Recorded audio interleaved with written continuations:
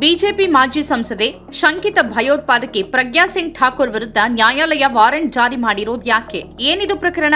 UAPA ಅಡಿಯಲ್ಲಿ ಸಂಸದೆ ಎದುರಿಸುತ್ತಿರುವ ಆರೋಪಗಳೇನು? ಪ್ರಜ್ಞಾ ಸಿಂಗ್ ಠಾಕೂರ್ ನ್ಯಾಯಾಲಯದ ವಿಚಾರಣೆಯಿಂದ ತಪ್ಪಿಸಿಕೊಳ್ತಿರೋದು ಯಾಕೆ? ಎಲ್ಲಿದ್ದಾರೆ ಪ್ರಜ್ಞಾ ಸಿಂಗ್ ಠಾಕೂರ್? ನ್ಯಾಯಾಲಯ ಈ ಬಗ್ಗೆ ಏನ್ ಹೇಳಿದೆ? ಎಲ್ಲವನ್ನು ವಿವರವಾಗಿ ಈ ವಿಡಿಯೋದಲ್ಲಿ ತಿಳಿಸುತ್ತೇವೆ. ಮಾಲೇಗಾಂವ್ ಸ್ಫೋಟ ಪ್ರಕರಣದಲ್ಲಿ ಪ್ರಜ್ಞಾ ಸಿಂಗ್ ಠಾಕೂರ್ಗೆ ಮುಂಬೈ ನ್ಯಾಯಾಲಯ ಮತ್ತೆ ವಾರೆಂಟ್ ಜಾರಿಗೊಳಿಸಿದೆ. 2008ರಲ್ಲಿ ನಡೆದಿದ್ದ ಮಾಲೇಗಾಂವ್ ಬಾಂಬ್ ಸ್ಫೋಟ ಪ್ರಕರಣದಲ್ಲಿನ ಪ್ರಮುಖ ಆರೋಪಿಯಾದ ಬಿಜೆಪಿಯ ಮಾಜಿ ಸಂಸದೆ ಪ್ರಜ್ಞಾ ಸಿಂಗ್ ಠಾಕೂರ್ ಇತ್ತೀಚಿನ ವಿಚಾರಣೆಗೆ ಗೈರಾದ ಹಿನ್ನೆಲೆಯಲ್ಲಿ ಅವರಿಗೆ ಮುಂಬೈನ ವಿಶೇಷ ನ್ಯಾಯಾಲಯ ಹೊಸದಾಗಿ ಜಾಮೀನು ಸಹಿತ ವಾರೆಂಟ್ ಜಾರಿಗೊಳಿಸಿದೆ ಅಂತ baranbench.com ವರದಿ ಮಾಡಿದೆ. ನ್ಯಾಯಾಲಯದ ಸೂಚನೆಯಂತೆ ಪ್ರಜ್ಞಾ ಸಿಂಗ್ ಠಾಕೂರ್ ವಿಚಾರಣೆಗೆ ಹಾಜರಾಗದ ಕಾರಣ ಈ ಕ್ರಮ ಕೈಗೊಳ್ಳಲಾಗಿದೆ. ಈ ತಿಂಗಳ ಆರಂಭದಲ್ಲೂ ನ್ಯಾಯಾಲಯ ಅವರಿಗೆ ಜಾಮೀನು ಸಹಿತ ವಾರೆಂಟ್ ಹೊರಡಿಸಿತ್ತಾದ್ರೂ ದಾಖಲೆಯಲ್ಲಿರುವ ವಿಳಾಸ ಹಳತಾದ್ರಿಂದ ಆ ವಾರೆಂಟ್ ಅನ್ನು ವಿತರಿಸೋಕೆ ಸಾಧ್ಯ ಆಗಿರಲಿಲ್ಲ. ಹೀಗಾಗಿ ಪ್ರಜ್ಞಾ ಸಿಂಗ್ ಠಾಕೂರ್ ಅವರ ವಕೀಲರ ತಂಡ ಒದಗಿಸಿರುವ ನೂತನ ವಿಳಾಸವನ್ನ ಆಧರಿಸಿ ನ್ಯಾಯಾಧೀಶರು ಹೊಸದಾಗಿ ವಾರೆಂಟ್ ಜಾರಿಗೊಳಿಸಿದ್ದಾರೆ. ಪ್ರಥಮ ಆರೋಪಿ ಪ್ರಜ್ಞಾ ಸಿಂಗ್ ಠಾಕೂರ್ ಪರ ವಕೀಲರು ಒದಗಿಸಿರುವ ಹೊಸ ವಿಳಾಸವನ್ನ ಆಧರಿಸಿ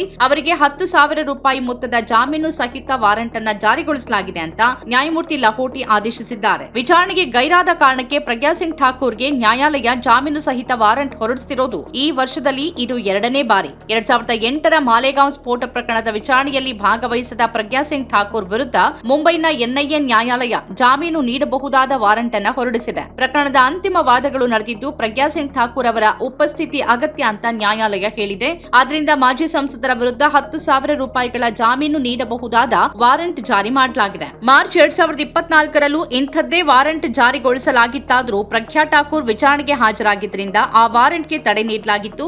ವೈದ್ಯಕೀಯ ಕಾರಣ ಕೊಟ್ಟು ಆಕೆ ಕಳೆದ ಕೆಲವು ತಿಂಗಳಿಂದ ನ್ಯಾಯಾಲಯಕ್ಕೆ ಹಾಜರಾಗಿರಲಿಲ್ಲ. ಪ್ರಜ್ಞಾ ಸಿಂಗ್ ಠಾಕೂರ್ ಅವರ ಆರೋಗ್ಯ ಸರಿಯಿಲ್ಲ ಅಂತ ಮಾಜಿ ಸಂಸದೆ ಪ್ರಜ್ಞಾ ಪರ ವಕೀಲ ಜೆಪಿ ಮಿಶ್ರಾ ನ್ಯಾಯಾಲಯದಲ್ಲಿ ವಾದ ಮಂಡಿಸಿದ್ದಾರೆ. ಸೆಪ್ಟೆಂಬರ್ 29, 2008ರಂದು ಮುಂಬೈನಿಂದ ಸುಮಾರು 200 ಕಿಲೋಮೀಟರ್ ದೂರದಲ್ಲಿರುವ ಉತ್ತರ ಮಹಾರಾಷ್ಟ್ರದ ಮಾಲೇಗಾಂವ್ ಎಂಬ ಪಟ್ಟಣದ ಮಸೀದಿಯ ಬಳಿ ಮೋಟಾರ್ ಸೈಕಲ್ಗೆ ಕಟ್ಟಲಾದ ಸ್ಫೋಟಕ ಸಾಧನವು ಸ್ಫೋಟಗೊಂಡಾಗ 6 ಮಂದಿ ಸಾವನ್ನಪ್ಪಿದ್ರು ಮತ್ತು 100ಕ್ಕೂ ಹೆಚ್ಚು ಮಂದಿ ಗಾಯಗೊಂಡಿದ್ರು. ಆ ಪ್ರಕರಣದಲ್ಲಿ ಠಾಕೂರ್, ಲೆಫ್ಟಿನೆಂಟ್ ಕರ್ನಲ್ ಶ್ರೀಕಾಂತ್ ಪುರೋಹಿತ್ ಮತ್ತು ಇತರ 5 ಕಾನೂನು ಬಾಹಿರ ಚಟುವಟಿಕೆಗಳ ಕಾಯ್ದೆ ಅಂದ್ರೆ ಯುಎಪಿಎ ಮತ್ತು ಭಾರತೀಯ ದಂಡ ಸಂಹಿತೆ ಅಂದ್ರೆ ಐಪಿಸಿ ಅಡಿಯಲ್ಲಿ ಸ್ಫೋಟದ ಸಂಚಿನಲ್ಲಿ ಭಾಗಿಯಾಗಿರುವ ಆರೋಪದ ಮೇಲೆ ವಿಚಾರಣೆಯಲ್ಲಿದ್ದಾರೆ. ಈ ಪ್ರಕರಣವನ್ನ ಆರಂಭದಲ್ಲಿ ಮಹಾರಾಷ್ಟ್ರದ ಭಯೋತ್ಪಾದನಾ ನಿಗ್ರಹ ದಳ ಅಂದ್ರೆ ಎಟಿಎಸ್ ತನಿಖೆ ನಡೆಸಿದ್ದು 2011ರಲ್ಲಿ ರಾಷ್ಟ್ರೀಯ ತನಿಖಾ ಸಂಸ್ಥೆಗೆ ವರ್ಗಾಯಿಸಲಾಗಿತ್ತು. ಮಹಾರಾಷ್ಟ್ರದ ಭಯೋತ್ಪಾದನಾ ನಿಗ್ರಹ ದಳದ ಮುಖ್ಯಸ್ಥ ಹಿರಿಯ ಐಪಿಎಸ್ ಅಧಿಕಾರಿ ಹೇಮಂತ್ ಕರ್ಕರೆ ಈ ಮಾಲೇಗಾಂವ್ ಸ್ಫೋಟ ಪ್ರಕರಣವನ್ನ ತನಿಖೆ ಮಾಡಿ ನಿಜವಾದ ಆರೋಪಿಗಳನ್ನ ಅವರ ಹಿಂದಿರುವ ಶಕ್ತಿಗಳನ್ನ ಒಂದೊಂದಾಗಿ ಬಯಲು ಮಾಡಿದ್ರು. ಅದಕ್ಕಾಗಿ ಹೇಮಂತ್ ಕರ್ಕರೆ ವಿರುದ್ಧ ಸಂಘ ಪರಿವಾರ ಹಾಗೂ ಬಿಜೆಪಿ ಕೆಂಡ ಕಾರಿತ್ತು. ಹಿಂದೂ ಹೋರಾಟಗಾರರನ್ನ ಕರ್ಕರೆ ಟಾರ್ಗೆಟ್ ಮಾಡ್ತಿದ್ದಾರೆ ಅಂತ ಬಿಜೆಪಿ ಹಿರಿಯ ಮುಖಂಡರೇ ತೀವ್ರ ಆಕ್ಷೇಪ ವ್ಯಕ್ತಪಡಿಸಿದ್ರು. ಬಳಿಕ 2008ರ